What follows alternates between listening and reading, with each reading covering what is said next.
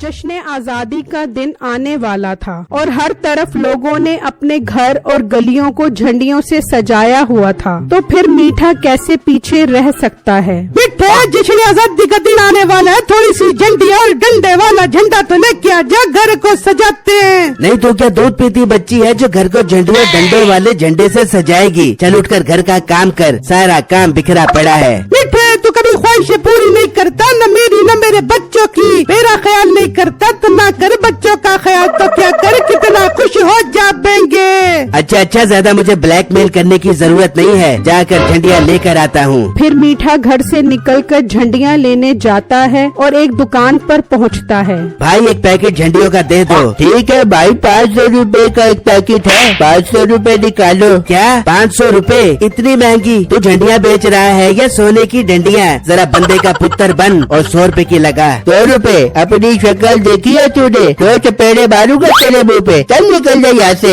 मीठे को ये बात सुनकर बहुत गुस्सा आता है। ये तूने मीठे को ललकार कर अच्छा नहीं किया, तुझे इस चीज की सजा मिलेगी। मीठा गुस्से में एक जगह बैठकर सोचने लगता है, मैं अपनी बेइज्जती का बदला इससे जरूर लूंगा और इससे बदला लेने का एक ही हल है कि मैं इसकी दुकान खराब कर दूं, और दुकान खराब करने में तो मैं माहिर हूँ। मीठा इसी सोच के साथ घर पहुँचता है तो उसकी बीवी कहती है, हाँ मीठे, झंडियाँ लेके आ गया तू। और बेगम, उस दुकानदार वाले ने मेरी बहुत बेइज्जती की है और तुझे झंडियों की पड़ी हुई है। क्यों मीठे, क्या कहा उस दुकानदार वाले ने तुझे? बेगम, 100 रुपए वाला पैकेट 500 रुपए का दे रहा था। मैंने कहा कीमत कम कर, तो मुझे कहने लगा कि तुझे 100 चपेड़े मारूंगा। क्या उसकी ये हिम्मत? मीठे तू रुक, मैं भी उसके पास जाके उससे दो हाथ करके आती हूँ। बेगम तू रुक, उससे बदला लेने का एक ही हल है कि मैं उसकी दुकान के साथ दुकान लगाकर अपनी झंडियाँ कम कीमत पर बेचूं और उसे वक्फे से नुकसान पहुंचाता रहूं। मिठे, तुझे नुकसान तो बाद में पहुंचा दिया, पहले उसने जो तेरे साथ बदतमीजी की है, मैं जाके उससे बदला लेके आती हूँ। फिर नसीबो कैंची गुस्से में उसकी दुकान पर पहुंचती है।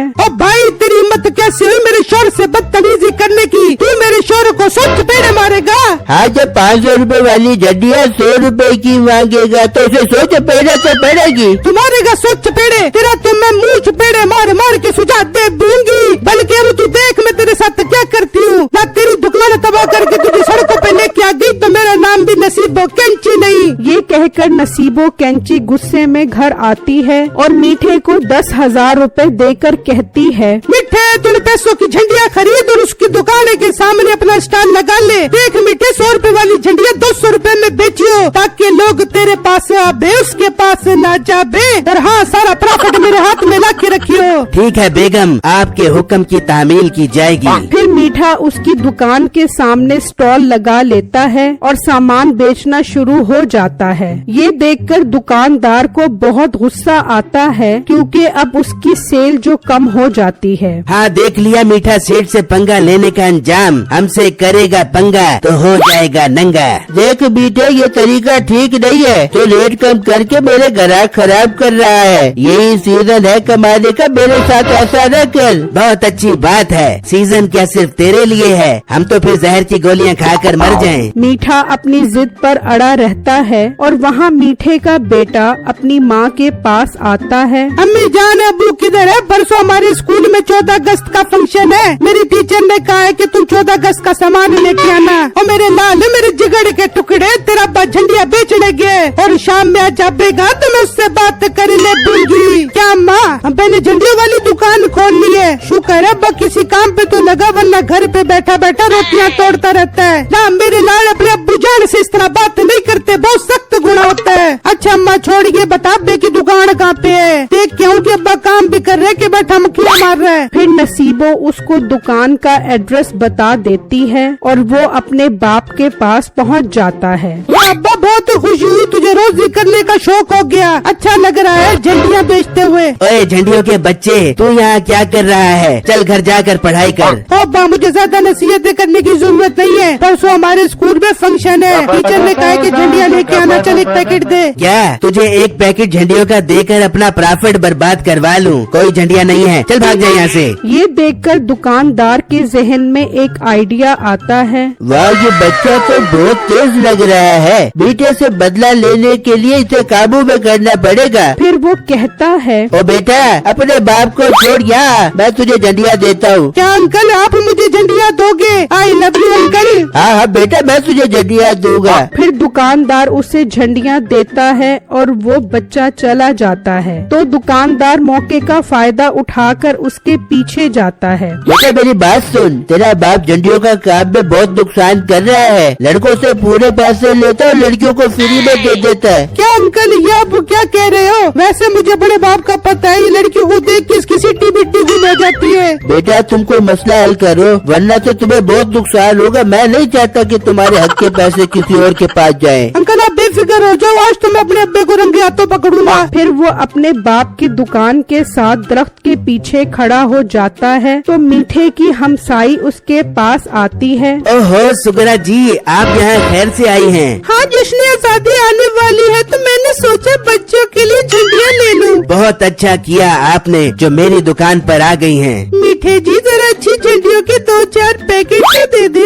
हाय मैं मर जावा, 1-2 क्या 8-10 ले जाएं। ये अब्बे के काम तो देखो, आंटी सुगरा को कैसे फ्री झंडियों की ऑफर करवा रहा है और मुझे एक पैकेट देते हुए से मौत पड़ रही थी। कोई बात नहीं बच्चू, तेरा तो मैं मसला हल करता हूँ। शुक्रिया मीठे जी, कितने पैसे हो गए? अरे सुगरा जी, आप पैसों की बात करके मुझे क्यों शर्मिंदा कर रही हो? आप जरा शाम को छत पर आना, आपसे दिल की एक जरूरी बात करनी है। दिल की बात करेगा? तुझे तो बच्चों में ऐसा दिल का दौरा पड़वाऊंगा कि तू याद करेगा। फिर वो औरत झंडियाँ लेकर चली जाती है और वो बच्चा मीठे के पास आता है। ओए तू फिर आ गया, तू घर जाकर पढ़ाई करेगा कि नहीं? पढ़ाई तो मैं कर लूंगा, पहले झंडियों का पैकेट दे। मैं तेरे कान के नीचे 2 थप्पड़ लगाऊंगा। चल भाग जा यहाँ से। ठीक है अब्बा, ना दे मुझे झंडियाँ। मैं घर जाके अम्मी को बताता हूँ कि तू आंटी सुगरा को मुफ्त में झंडियाँ दे रहा था। अब अब्बा तू मेरे जान में आया है। ओ मेरे प्यारे बेटे, तू तो गुस्सा ही कर गया। कितनी झंडियों के पैकेट लेगा तू? 2 पैकेट दे। तू तो 1 पैकेट कह रहा था। हाँ पहले बात और थी, अब तू मेरे जाल में पूरा फंसा है। चल अब 2 पैकेट दे। फिर मीठा उसे पैकेट देता है। ये ले मेरे राजकुमार बेटे,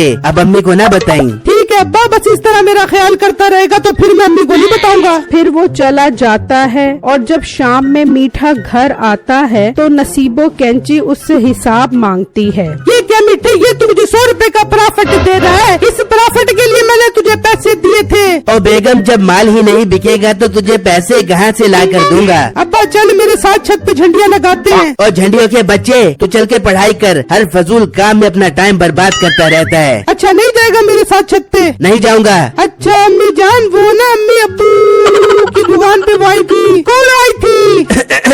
कोई नहीं बेगम, वो कचरे वाली ट्राली आई थी और सारा कचरा उठा कर ले गई। बेटा तू भी ना बहुत कमाल करता है। कचरे वाली ट्राली की बात अपनी माँ को बताना कौन सी जरूरी थी? चल छत पे चल, झंडियाँ लगाते हैं। फिर वो दोनों छत पर आ जाते हैं और मीठा सोचने लगता है, ये मैं किस अजाब में फंस गया। ये ओतरी माँ का फाइनल बच्चा तो मुझे हर वक्त ब्लैकमेल करता रहता है। इसका क्या मसला हल करूँ? अब्बा कल की तैयारी कर, मेरे स्कूल जाने, फंक्शन की तैयारी कर ले। बेटा ऐसा न कर, कल आखिरी दिन है कमाई का। मेरा लाल मुझे कमाने दे। अब्बा तू जितनी कमाइयाँ करता है मुझे सब पता है, तू चल स्कूल। ओए तू कोई बहुत ढीठ है, पता नहीं कौन से कव्वे खा के पैदा हुआ है। मेरे बेटे कल काम का आखिरी दिन है, कल जाना बहुत जरूरी है। नहीं जाएगा फिर? हाँ नहीं जाऊंगा। अम्मी अब्बू ना आंटी सुगरा।